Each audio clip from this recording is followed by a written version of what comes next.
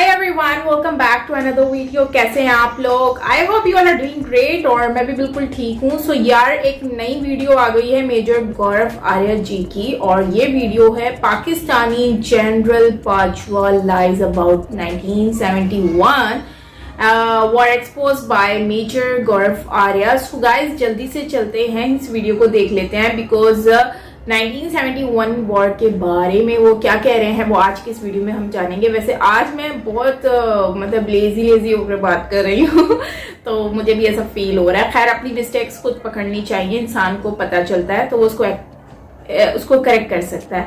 तो जल्दी से सुनते हैं वो क्या कह रहे हैं। सो फिर उसके बाद मजीद डिस्कशन करेंगे। सो पहले, अगर स्टार्ट करने से पहले वीडियो आप चैनल पर नहीं हुए तो जल्दी से सब्सक्राइब करने एंड बेल आइकन को ऑल नोटिफिकेशन पे प्रेस करने। अगर आप चैनल पर नहीं हुए तो यार जरूर सब्सक्राइब करें ताकि आपको जो है वो आप हमारी यूट्यूब फैमिली का पार्ट बन सकें। So let's start. मैं जो गौरव आर्या और आप देख रहे हैं तो चाणक्य डायलॉग्स, इस वीडियो को लाइक करिए, हमारे चैनल को सब्सक्राइब करिए, बेल आइकन दबाना बिल्कुल मत भूलिएगा।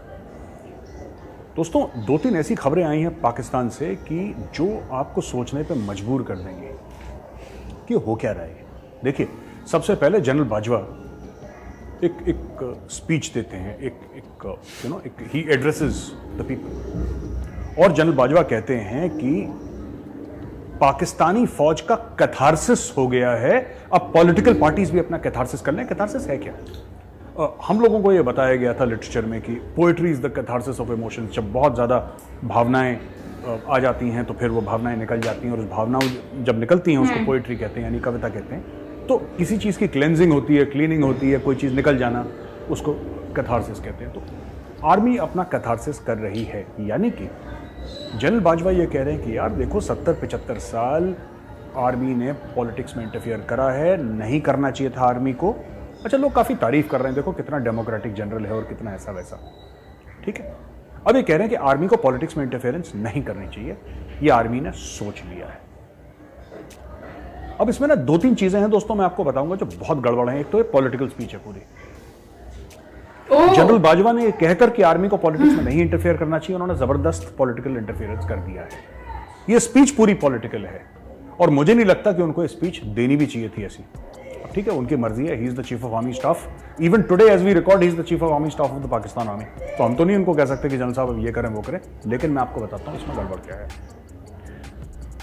नवाज शरीफ, ठीक है, नवाज शरीफ को हटाने वाली फौज, इमरान खान को लाने वाली फौज। तभी तो उसको सेलेक्टेड बोलते थे, इलेक्टेड नहीं बोलते थे इमरान खान को। कैसे लाए उसको? इस तरीके से लाए कि जोड़ तोड़ करके दूसरी पार्टियों से छुड़वा के बोला कि पाकिस्तान तहरीक इंसाफ को सपोर्ट करो, राइट। इस तरीके से जोड़ तोड़ करके इमरान खान का कोएलिशन बनाया। जब इमरान खान बहुत उछलने लगा तो इमरान खान को घर भेजने वाली फौज, शहबाज शरीफ को प्रधानमंत्री बनाने वाली फौज, जिनके पास नंबर्स नहीं थे। शहबाज शरीफ क्यों नहीं प्रधानमंत्री बन पाया? या नून लीग का जो पाकिस्तान मुस्लिम लीग नून है, जिसको नून लीग भी कहते हैं, नवाज शरीफ की पार्टी, वो पहले क्यों नहीं बन? उनके पास नंबर्स नहीं थे। और नंबर्स क्यों नहीं थे? क्योंकि आशीर्वाद इमरान खान के पास था। इमरान से आशीर्वाद हटा, शहबाज शरीफ के सर पे आके गिरा और शहबाज शरीफ बन गया प्रधानमंत्री देश के। आज की तारीख में इतनी उथल पुथल करने के बाद जनरल बाजवा ये कहते हैं कि साहब, पाकिस्तान में पाकिस्तानी फौज का इंटरफेरेंस नहीं होना चाहिए पॉलिटिक्स में। जनरल साहब, आपने ही तो करा है, आपने ही तो करा है। और अब जाते जाते जब आपका आखिरी 6 महीने हो गए, तब से आप ये कह रहे हैं कि नहीं, हमें न्यूट्रल रहना चाहिए, और यानी कि हमें ए पॉलिटिकल रहना चाहिए। न्यूट्रल वर्ड आपने इस्तेमाल नहीं करा, तो इमरान खान की इजाजत है, लेकिन आपने बोला ए पॉलिटिकल रहना चाहिए। पाकिस्तानी आर्मी कब ए पॉलिटिकल थी? जब से पाकिस्तान बना है, जब से पाकिस्तान वजूद में आया है, पाकिस्तानी आर्मी कब ए पॉलिटिकल थी? जनरल साहब, अब ये तो बताइए कि इस वक्त पाकिस्तानी आर्मी ए पॉलिटिकल थी। इससे कोई फर्क नहीं पड़ता कि खाकी वर्दी वाला ऐवान सदर में बैठा हो, प्रेसिडेंशियल पैलेस, राष्ट्रपति भवन में बैठा हो, ना बैठा हो पाकिस्तान। अच्छा, अमेरिकन ने भी कमेंट दिए हैं और आगे चल के जो अमेरिकन ने कमेंट्स दिए, मैं आपको वो भी बताऊंगा कि किसने क्या क्या बोला है। ये देखिए, ये इस हमाम में सब नंगे हैं दोस्तों, ये सब एक जैसे हैं। और मैं कई बार कह चुका हूं, मेरे पाकिस्तानी दोस्त बड़ा बुरा मानते हैं इस चीज का। कहते हैं मेजर साहब, आपको ये बात नहीं कहनी चाहिए। क्यों नहीं कहनी चाहिए यार? मैं झूठ बोल रहा हूं? आपका इमरान खान डिक्टेटर है, आपका शहबाज शरीफ डिक्टेटर है, आपका नवाज शरीफ डिक्टेटर है, आपका आसिफ अली जरदारी भी उतना ही डिक्टेटर है जितना परवेज मुशर्रफ था। इनमें से कोई इनका जो सियासतदान है, जो सलवार कमीज पहन के अपनी सियासत करते हैं, हाथ में तस्बीह लेकर जो अपनी सियासत करते हैं, इनमें से कोई भी डेमोक्रेटिक नहीं है। ये सब के सब डिक्टेटर बनना चाहते हैं, बस ये फौज नहीं ज्वाइन कर पाए। नवाज शरीफ के पास टैंक होते, ये पाकिस्तानी सुप्रीम कोर्ट के ऊपर टैंक चढ़ा देता। शहबाज शरीफ के पास अगर तोपें होती तो ये पाकिस्तान तहरीक इंसाफ पे तोपें मारता, और पाकिस्तान तहरीक इंसाफ के पास अगर मिसाइल होती तो ये नवाज शरीफ के घर पे मिसाइल मारते। ये तो इनका बस नहीं चलता। अब मैं आपको बताता हूं, जनरल बाजवा ने ना ये देखिए 900 चूहे खा के बिल्ली हज को चली। जनरल साहब ने 900 चूहे खा लिए, अब बिल्ली हज को चली, अब ये हाजी बन गए। कैसे भाई? How is it possible? Sir आपने ही तो इंटरफेरेंस करा, आपने 3-3 सरकारें गिराई, 2-2 सरकारें गिराई, अब आप कह रहे हैं पॉलिटिकल। और अब आप कह रहे हैं जब आप रिटायर होने वाले हैं, ये आपको कहना चाहिए था आज से 5 साल पहले कि पाकिस्तानी आर्मी नहीं करेगी इंटरफेयर। आप लोगों का जो डेमोक्रेटिक सेटअप है वो पॉलिटिशियंस का, आप लोग चलाइए, आपको खाना है पैसे खाइए, मेरा कोई मतलब नहीं है। अब जब सब कुछ खत्म हो गया, आपका टेन्योर आपका खत्म होने वाला है, कुछ हफ्ते बाकी हैं, कुछ हफ्ते क्या कुछ दिन बाकी हैं दोस्तों, कुछ दिन बाकी हैं। देखिए आज हमें 24 नवंबर पे, आज की तारीख है 24 नवंबर, 29 को चला जाना जनरल साहब ने, ठीक है। तो दोस्तों मुझे नहीं लगता कि जनरल बाजवा को ना ये सब बातें कहनी चाहिए थी। खुद कांड करे बड़े बड़े, अब खुद कहते हैं कि जी ये ऐसे हैं कि इन्होंने सब कुछ गलत करा, सब कुछ गलत करा, ठीक है, और अभी अल्लाह वाले बन गए ओवरनाइट। ये पहले कहना था ना आपने, अब आप कह रहे हैं 4-5 दिन बाकी हैं आपके जाने के, तब आप कह रहे हैं कि नहीं साहब मैं पाकिस्तान। और क्या गारंटी है कि जनरल बाजवा ने, दूसरा आर्मी चीफ आया वो बोलेगा कि इलेक्शन फिक्स करो? ये पहली बार हो रहा है पाकिस्तान में। कितने पाकिस्तानी आर्मी चीफ ने ये बोला है कि हम, जब जियाउल हक ने टेक ओवर करा था, उसने बोला था कि मैं कुछ दिनों के अंदर, कुछ महीनों के अंदर इलेक्शन करवा दूंगा। वो 10-11 साल विराजमान रहा पाकिस्तान। तो पाकिस्तान की तारीख है। ये जो फौज है पाकिस्तान की दोस्तों, बहुत बड़ा कब्जा ग्रुप है। मैं बार बार कहता हूं पाकिस्तानी गालम गलौज करते हैं, ये मेजर तुम्हें कुछ नहीं पता, ये कौन देते हैं लानत? हो, शैतान हो, लानत भेजते हैं तुम्हें। यार तुम मुझे लानत भेजोगे नहीं भेजोगे, मुझे क्या फर्क पड़ता है यार, मुझे क्या फर्क पड़ता है, तुम मुझे लानत भेजो ना भेजो। अगर मैं झूठ बोल रहा हूं तो बोलो मैं झूठ बोल रहा हूं, मैं सच बोल रहा हूं तो बोलो मैं सच बोल रहा हूं, बस कहानी खत्म। बात सिर्फ सच और झूठ की है। आप लानत भेजो ना भेजो, उसकी वैल्यू 0 है मेरे लिए, ठीक है। मैंने पिछली बार समझाया था, इनको नहीं समझ में आया, मैं दोबारा समझाता हूं। मैं एड्रेस नहीं देना चाह रहा। नोएडा में जनरल रावत का, जो हमारे सीडीएस थे और हमारे आर्मी चीफ थे, जनरल रावत का 3 बेडरूम का छोटा सा घर है नोएडा में। Huge difference between Pakistan and वो शख्स जो कि इस देश के आर्मी चीफ रह चुके हैं, वो शख्स जो इस देश के सीडीएस रह चुके हैं। भारत जैसा देश, इतना बड़ा, इतनी जबरदस्त इकोनॉमी, एक 3 बेडरूम फ्लैट है नोएडा में जनरल रावत का। और जनरल बाजवा की प्रॉपर्टी अगर गिनना शुरू करोगे गला सूख जाएगा। ये पैसा कहां से आता है? फिर क्यों गलत बात बोलनी? फिर क्यों झूठ बोलना लोगों को कि हम ये कर देंगे, मुल्क का दिफा कर देंगे, इस्लाम का परचम? कोई परचम नहीं लहराना यार, कोई परचम नहीं है। सब डीएचए के ऊपर परचम लहराना है। ये बात बहुत सही बोली है। सब कॉर्नर प्लॉट के ऊपर परचम लहराने हैं आपने, सब परचम अपने। ईमान, तकवा, जिहाद फी सबिलिल्लाह, ये सब झूठ है। ना कोई ईमान है, ना कोई तकवा है, ना कोई जिहाद है। ये सब चोरी का माल है।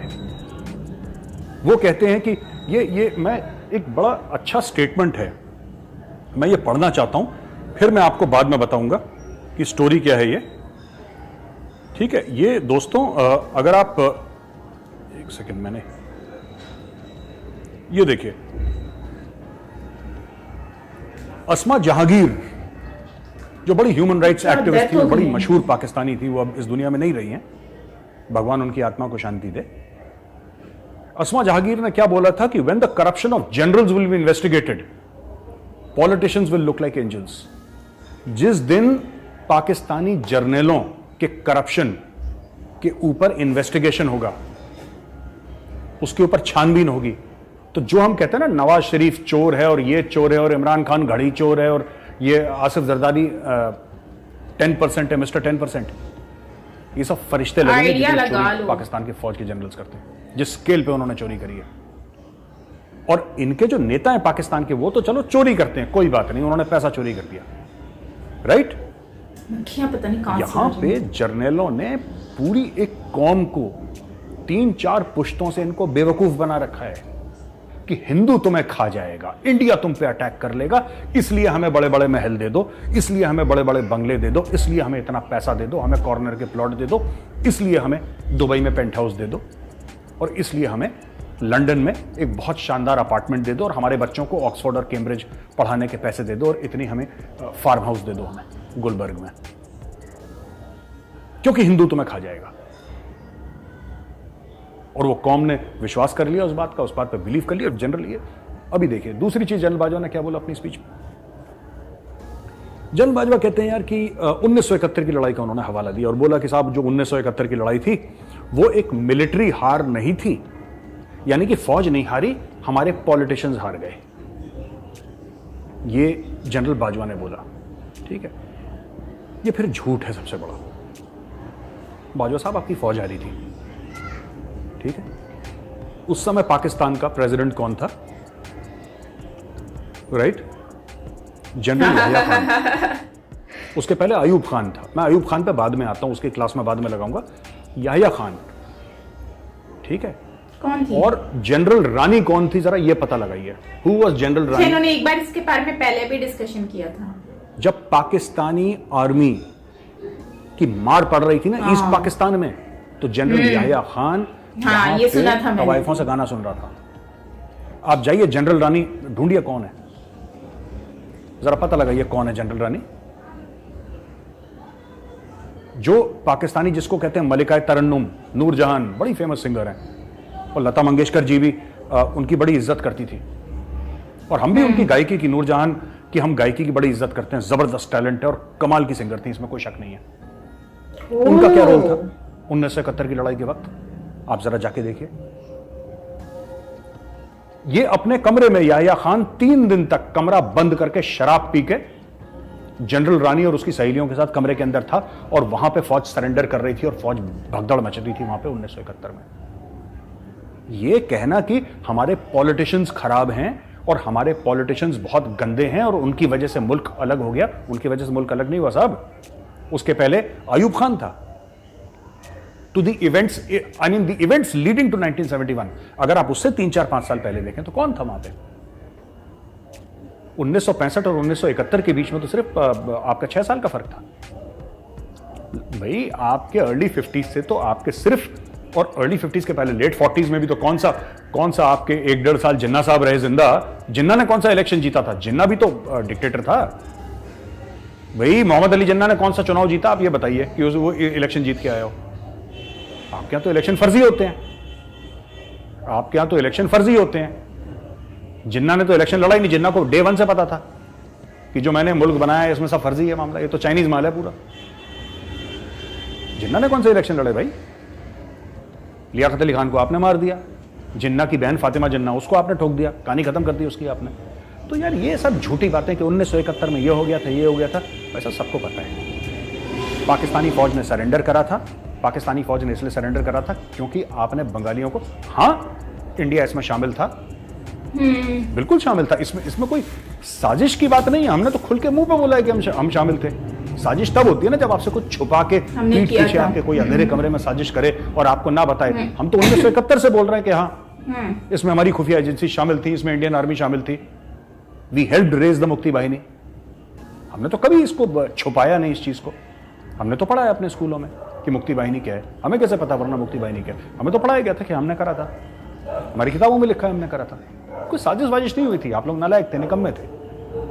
वो शराबी कबाबी अय्याशी लोग बैठे थे वहां पे, और आज भी वैसे लोग बैठे हैं। पॉलिटिशियंस को ब्लेम मत करिए sir, don't blame politician general साहब। आपकी फौज ने सरेंडर करा क्योंकि आपकी फौज नहीं लड़ पाई। आपकी फौज तब तक लड़ रही थी जब तक आप बंगाली औरतों का रेप कर रहे थे और बंगालियों को मार काट रहे थे।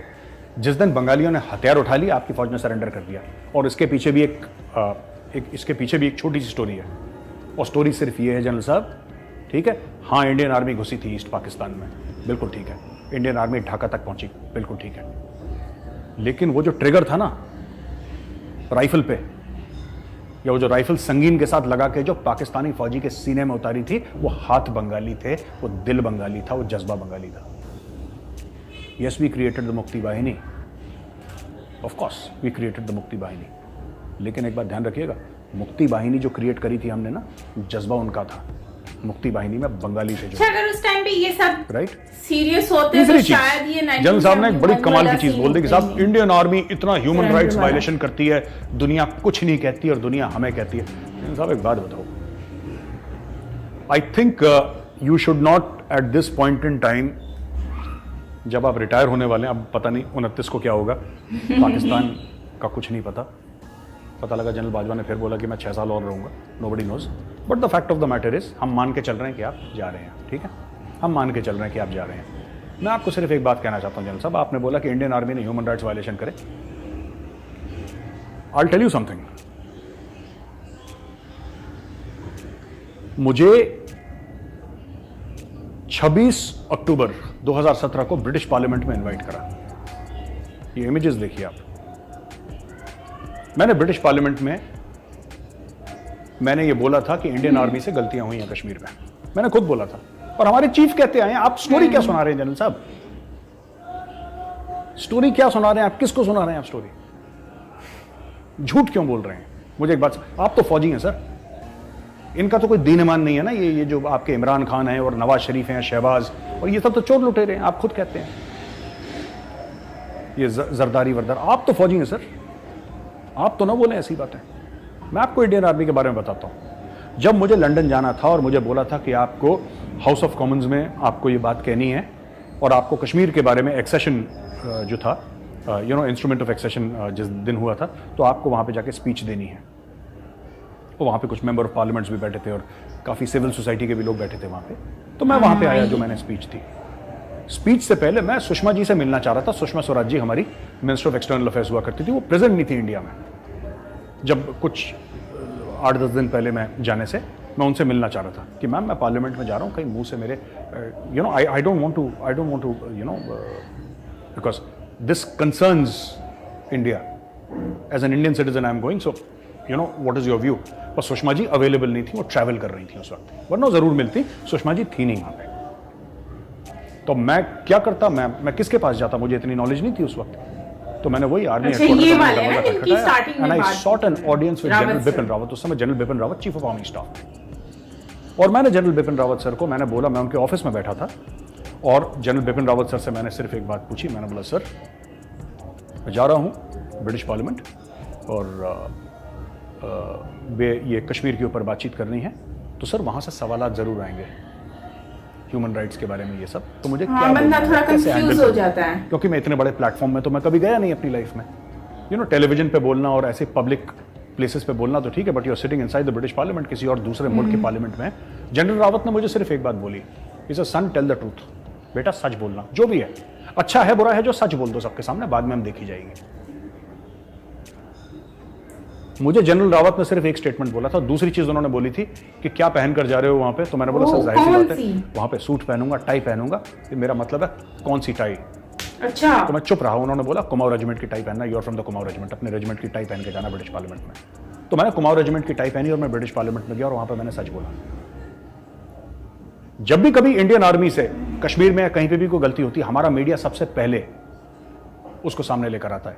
हिंदुस्तान टाइम्स है, टाइम्स ऑफ इंडिया है, इंडियन एक्सप्रेस है, सबसे पहले ये हो गया, ऐसे हो गया, वैसे हो गया, राइट, वो सामने लेकर आता है। हमारे आर्टिकल छपते हैं वॉशिंगटन पोस्ट पे, शिकागो ट्रिब्यून में, न्यूयॉर्क टाइम्स में। आप जाके गूगल करिए, मैं पाकिस्तानी भाई और बहनों से कहता हूं आप जाके गूगल करिए, जाके देखिए। अगर इंडियन आर्मी से, और इंडियन आर्मी खुद कहता है यार हमसे हो गया, हमने कभी नहीं छुपाया, हमने कभी नहीं छुपाया। कश्मीर में हम चाहते, मैं ये कई बार बोल चुका हूं पहले, मैं रिपीट नहीं करना चाहता, लेकिन जो पाकिस्तानी सुन रहे हैं ना, मैं उनको बताना चाहता हूं, हम चाहते वहां पे जैसे आप लोग वजीरिस्तान पे हवाई जहाज से बम गिराते हैं ना, हम भी कर सकते थे कश्मीर में, नहीं कर, हमारे पास नहीं हवाई जहाज। आप जैसे आर्टिलरी गन खोल देते हैं ना कबायली इलाकों में, तोपें खोल देते हैं, हम भी कर, आज तक कोई तोप नहीं चली कश्मीर में। एयरक्राफ्ट तो क्या, आज कश्मीर में हेलीकॉप्टर भी नहीं चला, अटैक हेलीकॉप्टर, सिर्फ ट्रांसपोर्टेशन और लॉजिस्टिक्स के लिए हेलीकॉप्टर चलते हैं कश्मीर में। इसीलिए कश्मीर में हमारे इतने लोग वीरगति को प्राप्त होते हैं, हमारी इतनी शहादतें होती हैं, क्योंकि हमें पता है वो हमारे लोग हैं। वहां पे हम लोग, we can not use extreme violence there. Calibre small रखना है कश्मीर में, मिनिमम फोर्स के प्रिंसिपल से इंडियन आर्मी ऑपरेट करती है कश्मीर में। जनरल बाजवा साहब, आपकी जो फौज ने करा है बलूचिस्तान में, वजीरिस्तान में, ट्राइबल एरियाज में, सर, डॉन न्यूज ने, द न्यूज इंटरनेशनल, आप लोगों ने कितने आर्टिकल छाप लिए अपनी फौज के खिलाफ, ये बताइए मुझे सर। इंडियन आर्मी के खिलाफ जो आर्टिकल है, आप जाइए, मैं पाकिस्तानियों को चैलेंज कर रहा हूं, ये मेरा चैलेंज है, जाओ इंटरनेट पे देखो कि खुद के इंडिया के अखबारों ने इंडियन आर्मी के बारे में, जब भी इंडियन आर्मी से भगवान न करे कभी गलती हुई हो। तो गाइस यहाँ पर हमारी वीडियो एंड हो जाती है, लेकिन यहाँ पर जो है ना बेसिकली जनरल बाजवा साहब जो हैं उन्होंने जो अपनी स्टेटमेंट दिया है 71 के बारे में, और जो मेजर गौरव आर्या जी जो हैं उन्होंने एक्सप्लेन किया है रिगार्डिंग 1971 को बिल्कुल क्लियर करके। तो मैं यहाँ पर ये कहना चाहती हूँ कि गाइस देखो, सच को आप जितना भी छुपा लो ना वो सच छुपता नहीं है, और ये सच 1971 का जो वॉर का था ये सच किसी से छुपा हुआ नहीं है और सबके सामने, भले आप जिसके ऊपर जितना भी पर्दा डाल दो ये कभी भी छुपने वाला नहीं है। सच कड़वा सच है, बर्दाश्त करना पड़ेगा, लेकिन छुप नहीं सकता आप जितना भी छुपा लें। दूसरी बात यह है कि अगर मैं ये सोच रही थी कि जिस तरह से ये जनरल रानी जो करके नाम है इनका, मतलब मुझे लगता है कि ये तो अफेयर की वजह से ही नाम रखा गया होगा उनका, लेकिन मैं यहाँ पर कुछ ऐड करना चाहती हूँ कि ये जो रानी है इनको, मतलब ये जो नूरजहान और ये सारे आपने पिक्चर्स भी देखी, अब अगर ये पिक्चर्स उस टाइम की हैं और ये पिक्चर्स वाकई में ही उनके मतलब कि अफेयर वगैरह का सिनेरियो था कुछ, तो मैं ये कहूंगी कि एक तो सबसे पहले तो ये हमारे लिए शेमफुल एक्ट है, क्योंकि हम लोग एक कंट्री 71 में इतना ज्यादा सफर कर रही थी, सरवाइव कर रही थी, मुश्किलात को देख रही थी, वहीं पर ही आपकी ये जो है बड़े बड़े जो हैं वो याशियां कर रहे थे। तो जाहिर सी बात है फिर आपका 90 ये जो है वो ये 71 में जितने भी 93,000 जो आपके आर्मी फौज जो है वो सरेंडर हो गई है, तो जाहिर सी बात है हमारे लिए शर्म की बात है कि हमारे जो आर्मी के लोग हैं वो वहां पर मर रहे थे, रो रहे थे, जो भी था सरेंडर हो रहे थे, आपकी कंट्री की एक रिस्पेक्ट डाउन हो रही थी, but still you are enjoying with ladies. तो वही इससे बड़ी और क्या बात हो सकती है, शेमफुल एक्ट है। तो खैर अगर इस बात में रियलिटी है तो लिटरली ये बहुत ही शर्म की बात भी और दुख की बात भी है। एंड ऑल्सो यहाँ पे अगर हम बात कर लें तो मेजर गौरव आर्या जी ने एक्सप्लेन किया कि मैं वहाँ पर गया ब्रिटिश, मतलब वहाँ पर मैंने जाके एक्सप्लेन किया।